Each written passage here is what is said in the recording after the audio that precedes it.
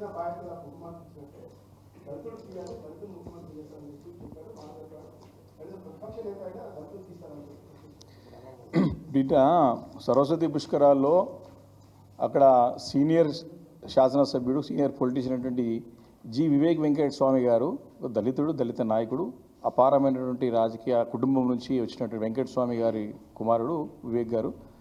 రాజకీయ కుటుంబం, కాంగ్రెస్ పార్టీకి ఇప్పుడు విధేయతంగా ఉన్నటువంటి కుటుంబం వారిది.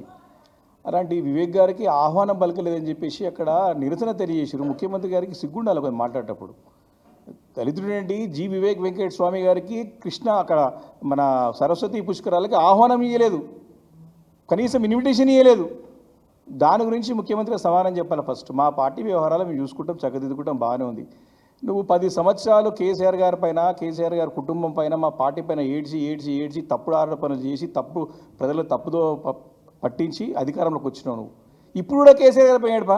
ఇంకెన్ని రోజులు పాపం గడుపుకుంటో కేసీఆర్ గారి పెట్టుకొని. కళలు కూడా కేసీఆర్ గారి, నిద్రలో కేసీఆర్ కళలు కూడా బీఆర్ఎస్ పార్టీ, కేటీఆర్ గారి, హరీష్ కళలు మొత్తం మీద తిరుగుతాడు ఆయనకి. ఆయన ఎక్కువ మా గురించి, మా పార్టీ వ్యవహారాల గురించి ఆలోచన చేసి తాను ముఖ్యమంత్రి అయిన సంగతి ఇంకా మర్చిపోతున్నాడు. ఉత్తమ్ కుమార్ రెడ్డి ముఖ్యమంత్రి అంటాను. నిన్న ప్రజలు నవ్వుకుంటున్నారు, అసహించుకుంటున్నారు. తనకు తాను మర్చిపోతున్నాడు. ఎక్కువ తనకున్న బాధ్యత ఈరోజు అపారం ఏంటంటే బృహత్తర బాధ్యత ఉంది దానిపైన. ఈరోజు ముఖ్యమంత్రిగా ఆయనకి రెస్పాన్సిబిలిటీ ఇచ్చారు ప్రజలు. రాష్ట్రాన్ని చక్కదిద్ది రాష్ట్రాన్ని ముందుకు నడిపించే బాధ్యత తీసుకొని ప్రజా అవసరాలు తీరిస్తే బాగుంటుంది తప్ప ఇంకా మా పార్టీ గురించి ఏడ్చి, పార్టీ వ్యవహారాల గురించి ఏడ్చి ఎక్కువ తలదూర్చి చేయడం మంచిది కాదు, రాష్ట్రానికి శ్రేయస్కరం కాదు.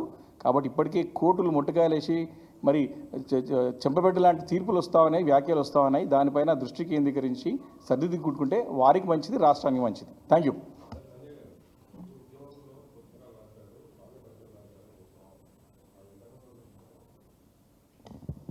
ఎగ్జాక్ట్ నెంబర్ తెలియదు నాకు, కానీ వాళ్ళకైతే ఎవరైతే పుస్తకాలు రాసినారో వాళ్ళకి అత్యంత తక్కువ మార్కులు వాళ్ళకే వచ్చినాయంట.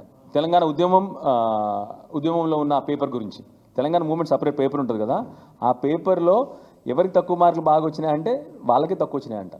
ఎవరైతే తెలంగాణ ఉద్యమం గురించి పుస్తకాలు రాసినారో వాళ్ళకే తెలంగాణ ఉద్యమంలో. ఎందుకు అంటే దీంట్లో ఇంకొకటి మళ్ళీ డౌట్, ఇవాల్యుయేషన్ చేసిన వాళ్ళ లిస్ట్ కూడా బయట పెట్టలేదు ఇప్పటివరకు సరిగ్గా. ఇవాల్యుయేటర్స్ ఉంటారు కదా, మరి ఎవరు ఇవాల్యుయేషన్ చేస్తారు ఈ పేపర్లు కూడా ఎవరికి తెలియదు. సో డౌట్ ఏంటంటే ఎవరైనా ఆంధ్ర వాళ్ళు వచ్చి ఇవాల్యుయేషన్ చేసినారని చెప్పి డౌట్.